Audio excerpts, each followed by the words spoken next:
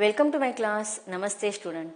बच्चों, आज हम कक्षा 10वीं की पाठ्य पुस्तक क्षितिज भाग 2 का अध्ययन करने जा रहे हैं, जिसमें हम चैप्टर नंबर 12वां पढ़ रहे हैं, जिसका शीर्षक है लखनवी अंदाज। लखनवी अंदाज इस पाठ का ये सेशन नंबर 3 है। इसके पहले भागों में हमने देखा था कि जो नवाब बहुत ही रईस दिखाने की कोशिश कर रहा है और लेखक के साथ वह बातचीत शुरुआत में करता नहीं, थोड़े असंतोष की झलक उसके चेहरे पर दिखाई देते हैं। इसे लेखक भी आत्मसम्मान को ठेस न पहुंचे, इसलिए सामने से बात नहीं करता। लेकिन जब वह नवाब साहब खीरे को काटने लगता है और उसके तरीके से लेखक को अंदाजा लगा जाता है कि वह दिखाए अपने आप को तो बहुत रईस दिखाने की कोशिश कर रहा है, लेकिन उसकी असलियत लेखक के सामने आ गई है। लेखक को जब उसको पहले नवाब उसको कहते हैं खीरे खाने के लिए आमंत्रित करते, लेखक मना कर देते हैं। लेकिन जब नवाब साहब के द्वारा उस खीरे को काटने की जो पद्धति थी, जो तरीका था, जिस सावधानी से वह खीरे के छिलके को काट रहा था, फिर 4 अलग अलग भाग करके उस पर जीरा और नमक का मिला हुआ और लाल मिर्च की जो पाउडर छिड़कता है, इसे लेखक के थोड़े मुंह में पानी तो आ गया था, लेकिन पहले मना करने के कारण और आत्मसम्मान को ठेस न पहुंचे, इसलिए वह फिर से मना कर देते हैं। आगे लेखक क्या बताते हैं, परिच्छेदों के द्वारा हम पढ़ते हैं अगले परिच्छेदों को। नवाब सामने संतृष्ण आंखों से नमक मिर्च के सहयोग से चमकती खीरे की फांकों की ओर देखा। अब देखिए, नवाब साहब ने सारी तैयारी कर ली थी। उन जो फांके थे किसके, खीरे के, उस पर क्या कर दिया था नवाब साहब ने, अच्छे से उसको धोकर तौलिए से पोंछकर उसके सिरे को काटकर फिर उसके अलग अलग 4 फांके बनाकर उस पर क्या किया था, जीरा नमक और लाल मिर्च की पाउडर छिड़क दी थी। और उसके बाद उसे खाने के वो तैयार हो गए थे। अब खाने के लिए खीरे अच्छे से तैयार है। और जब उसको देखते हैं तो नवाब साहब ने सतृष्ण आंखों से, सतृष्ण अर्थात अब समाधान, खुशी के जो भाव हमारे चेहरे पर आंखों में दिखाई देते हैं, ऐसे सतृष्ण आंखों से नमक मिर्च के सहयोग से चमकती खीरे की फांकों की ओर देखा। फिर खिड़की के बाहर देखकर दीर्घ निश्वास लिया। अब देखो, एक तरफ हाथ में उन्होंने उस खीरे के फांकों को लिया है, एक बार वो फांकों की तरफ देखते हैं, एक बार वो खिड़की के बाहर देखते हैं और खिड़की के बाहर देखकर निश्चिंत होकर निश्वास लेते हैं। खीरे की एक फांक उठाकर होठों तक ले गए। अब देखो लेखक कैसे वर्णन करे, जैसे कि अब उस फांके को लेकर होठों तक ले गए, अब वो उनके मुंह में चला जाएगा। फांक को सूंघा। अब उसने मुंह में नहीं डाला, नाक से उस फांक को सूंघ लिया। स्वाद के आनंद में पलकें मूंद गई। अब देखिए, जैसे कि खाने से पहले वह उसको मुंह में डालने से पहले उसका नाक से मस्त पैकी स्वाद सूंघ रहा है। और लेखक अनुभव वर्णन करे कि ऐसा लग रहा है कि केवल मात्र सूंघने से ही उस नवाब ने उस फांके का, खीरे के फांके का स्वाद रसवासादन कर लिया है। स्वाद के आनंद में पलके मूंद लिए। अब देखिए लेखक क्या कह रहे कि उन फांकों को नवाब साहब ने क्या किया, नाक तक लिया और फिर उसको सूंघा और सूंघने से ही उसका रसवासादन ले लिया, ऐसा वर्णन लेखक करे। मुंह में भर आए पानी का घूंट गले से उतर गया। आप देखो, वह खाने से पहले ही उस नवाब के मुंह में भी पानी आया था, लेकिन उस पानी को उसने गले के पानी को जो आया हुआ था उसके मुंह में, उस घूंट को गले से उतार लिया। तब नवाब साहब ने फांक को खिड़की से बाहर छोड़ दिया। अब देखिए, लेखक को लगा कि अब वह खीरे का फांक नवाब के मुंह में जाने वाला ही, या वह उसको खाने वाला ही, उसका रसास्वादन वास्तव में लेने वाला ही। लेकिन नवाब साहब ने क्या किया, उस फांके को खिड़की के बाहर छोड़ दिया, अर्थात उसको फेंक दिया। नवाब साहब खीरे की फांकों को नाक के पास ले जाकर वासना से रसवासादन कर खिड़की के बाहर फेंकते गए। तो इस प्रकार एक एक खीरे के फांके को वह नवाब साहब क्या कर रहा था, केवल नाक के पास ले रहा था, उसको सूंघ रहा था और एक एक करके फांके को बाहर, खिड़की के बाहर फेंक रहा था। फांकों को नाक के पास ले जाकर वासना से। अब देखिए, जब हम कभी भी कोई चीज का मतलब उसका आस्वादन, उसका टेस्ट हम करते हैं, तो उसको खाने से ही उसका टेस्ट होता है, उसको सूंघने से उसका टेस्ट हो सकता है, या कोई भी चीज खाने से ही हमारा पेट भरता है। केवल मात्र नाक से सूंघने से हमारे सामने विविध पदार्थ खाने के रखे हुए और वो भी हमारे पसंदीदा पदार्थ रखे हुए हैं, और उसको बिना खाए सिर्फ हम उसको देख ले, सतृष्ण आंखों से देखे और उसको नाक से सूंघे तो उससे हमारा पेट भर सकता है? बिल्कुल भी नहीं। या फिर उसके आस्वादन को हम उसके टेस्ट से हमारा सिर्फ पेट भर सकता है?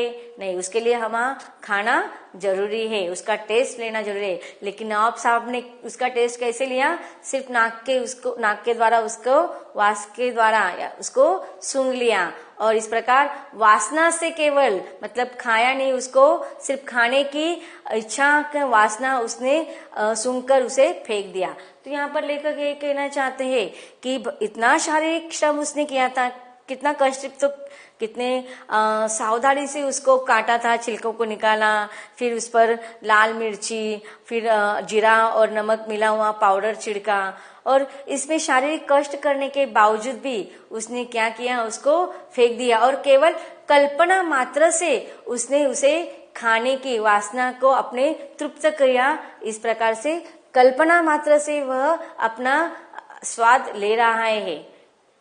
आगे लेकर कहते कि नवाब साहब ने खीरे की सब फाकों को खिड़की के बाहर फेंककर तौलिए से हाथ और ओठ पोंछ लिए और गर्व से गुलाबी आंखों से हमारी ओर देख लिया, मानो कह रहे हो यह है खानदानी रईसों का तरीका। अब देखो लेखक यहाँ पर क्या कर रहा है? व्यंग कर रहा है कि उसने इतना शारीरिक मेहनत करके उस फांकों को सजाया, उसको खाने के लिए तैयार किया, और बिना उसका स्वाद लिए उसको बाहर फेंक दिए। और लेखक फिर उसको फेंकने के बाद अच्छे से तौलिए से हाथ पोंछ कर और गुलाबी आंखों से लेखक की तरफ देखकर वो लेखक ऐसे कहते कि मुझे जताना चाहते हैं कि यह उनके खानदानी रईसों का तरीका है। अब देखो यह वास्तव में अगर हम देखा जाए तो यहाँ पर लेखक ने सामंती वर्ग पर कटाक्ष किया है, व्यंग किया है कि आज भले ही सामंती अर्थात राजाओं के पहले युग में राजाओं का इस प्रकार से ठाट बाट रहता था, लेकिन आज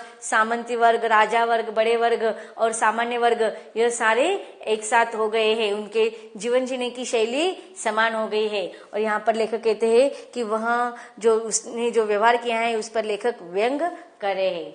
आगे लेखक कहते हैं कि नवाब साहब खीरे की तैयारी और इस्तेमाल से थककर लेट गए। अब देखो उसने इतना शारीरिक मेहनत किया था लेकिन उसे खाया नहीं, और लेखक जताना चाहते कि वह उसने इतना जो कार्य किया था वह उस शारीरिक कार्य से थक गए और फिर अपने बुद्ध पर सो गए, अपने सीट पर सो गए।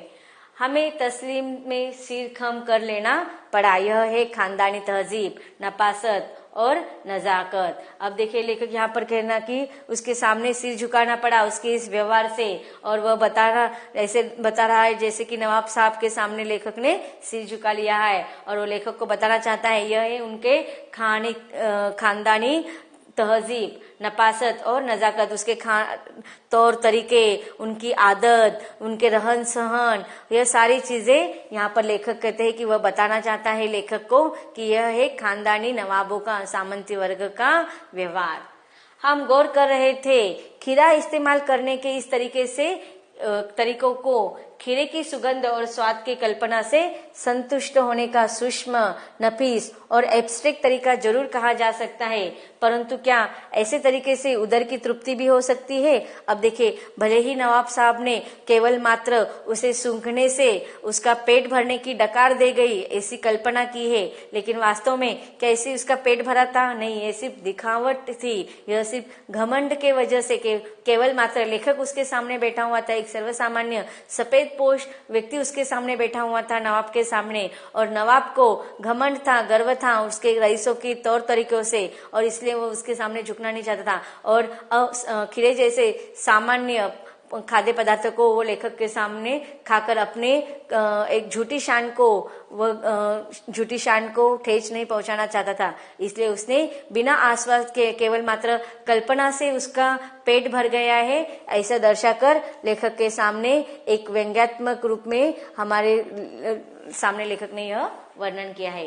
लेखक यही बताना चाहते हैं कि कल्पना से केवल मात्र स्वाद की कल्पना से संतुष्ट होकर सूक्ष्म, नफीस और एब्स्ट्रैक्ट तरीका उसने जरूर कहा है, लेकिन क्या उस तरीके से उसकी उदर की अर्थात पेट भर चुका था? बिल्कुल भी नहीं। आगे लेखक कहते कि नवाब साहब की ओर से भरे पेट के ऊंचे डकार का शब्द सुनाई दिया। और देखो, अब कल्पना मात्र में उसने खाया था, लेकिन सच में उसको डकार आई थी, ऐसा लेखक कह रहे कि साहब की ओर से भरे पेट के ऊंचे डकार का शब्द सुनाई दिया और नवाब साहब ने हमारी ओर देखकर कह दिया, खीरा लजीज होता है लेकिन होता है शकील, नामुराद, मैदे पर बोझ डाल देता है। अब देखिए, उसके न खाने के कारण भी वो बता रहे हैं कि खीरा भले ही बहुत ही लजीज होता है, बहुत ही स्वादिष्ट होता है, लेकिन कैसा होता है, उससे क्या होता है, आमाशय, पित्तशय बढ़ता है। ज्ञान चक्षु खुल गए। अब लेखक कहते कि इससे क्या हो गए, मेरे ज्ञान चक्षु खोल गए। अब लेखक सोचते हैं केवल किसी भी खाद्य पदार्थों को बिना खाए सिर्फ सूंघने से या कल्पना मात्र से अगर पेट भर सकता है और डकार आ सकती है, तो यह बात जब उस लेखक ने कल्पना सोची तो उनके ज्ञान चक्षु, उनके आंखें खुल गए। पहचाना ये है नई कहानी के लेखक, और उनको समझ में आ गया कि चलो अब हम भी इस अगर बिना किसी वस्तु पदार्थ को खाए, बिना ही केवल मात्र कल्पना से ही पेट भर सकता है और डकार आ सकता है, तो यह एक नई कहानी का वह लेखक हो सकता है। उनको कहानी लिखने के लिए एक नया विषय मिल गया। अब लेखक कहते हैं कि खीरे की सुगंध और स्वाद की कल्पना से पेट भर जाने का डकार आ सकता है, तो बिना विचार, बिना घटना और बिना पात्रों के लेखक की इच्छा मात्र से नई कहानी क्यों नहीं बन सकती है? अब लेखक हमारे सामने भी एक प्रश्न कर रहे हैं कि केवल कल्पना मात्र से अगर हम किसी भी पदार्थों को, किसी भी खाद्य पदार्थों को बिना खाए अगर हम पेट भर सकता है और उसकी डकार आ सकते हैं, तो किसी भी कहानी की लिखने के लिए किसी भी प्रकार की विचार, किसी भी प्रकार की घटना और पात्र की जरूरत नहीं हो सकती। तो यहाँ पर लेखक वास्तव में ऐसा हो सकता है कि किसी भी प्रकार की घटना, प्रसंग, पात्र और विचार के बिना कोई नई कहानी लिख सकता है? यह संभव है? नहीं। जिस प्रकार किसी भी खाने वाली वस्तु को, खाने के जो खाद्य पदार्थ होते हैं उसको खाए बिना हमारा पेट नहीं भर सकता, उसी प्रकार किसी भी कहानी को लिखने के लिए हमें एक घटना की, एक प्रसंग की, एक विचार की और पात्र की आवश्यकता होती है। बिना किसी विचार, बिना किसी घटना या बिना किसी पात्र के बिना कहानी लिखना संभव नहीं है। जिस प्रकार किसी भी वस्तु को, पदार्थ को खाने के बिना हमारा पेट नहीं भर सकता, कल्पना मात्र से केवल कभी पेट नहीं भरता, उसी प्रकार किसी भी नई कहानी लिखने के लिए या कोई भी कहानी लिखने के लिए हमें हमेशा कथानक की जरूरत होती है, घटना की जरूरत होती है, पात्र की जरूरत होती है या किसी विचार की जरूरत होती है। इन सारी चीजों के बिना कहानी नहीं लिखी जा सकती है। तो इस पाठ के माध्यम से लेखक ने हमारे सामने सामंती वर्ग पर जो दिखावे के रईस होते हैं और अपने शान शौकत को जपने के लिए, उसको संभालने के लिए बिना वजह के ऐसी चीजों को, दिखावट की चीजें दिखाई देती है, इस पर लेखक ने यहाँ पर कटाक्ष किया है, अर्थात व्यंग किया है। इस पाठ में आए हुए कुछ कठिन शब्दों का अर्थ देख लेते हैं। देखते हैं पाठ के परिच्छेदों में आए हुए कुछ कठिन शब्दों का अर्थ। सतृष्णा प्यासी, वासना कामना इच्छा, तस्लीम सम्मान से, सिर खम कर लेना सिर झुकाना, तहजीब सभ्यता, नफासत स्वच्छता, नजाकत कोमलता, नफीस बढ़िया, एब्स्ट्रैक्ट सूक्ष्म या अमूर्त, लजीज स्वादिष्ट, शकील आसानी से न पचने वाला, ज्ञान चक्षु ज्ञान रूपी आंखें। अब देखिए, ये जो सारे शब्द है, नजाकत, नफीस, लजीज, शकील, ये सारे उर्दू शब्द है। तो बच्चों, अब तक हमने लखनवी अंदाज इस पाठ के द्वारा किस प्रकार से लेखक ने एक व्यंग रखकर जो सामंती वर्ग, जो रईस का दिखावा देखकर अपना जीवन व्यतीत करता है, इस पर व्यंग्यात्मक रूप में यह पाठ हमारे सामने प्रस्तुत किया है और बहुत सारी बातें हमें इस पाठ के द्वारा लेखक ने बताई है। यह पाठ यहीं पर खत्म होता है। धन्यवाद।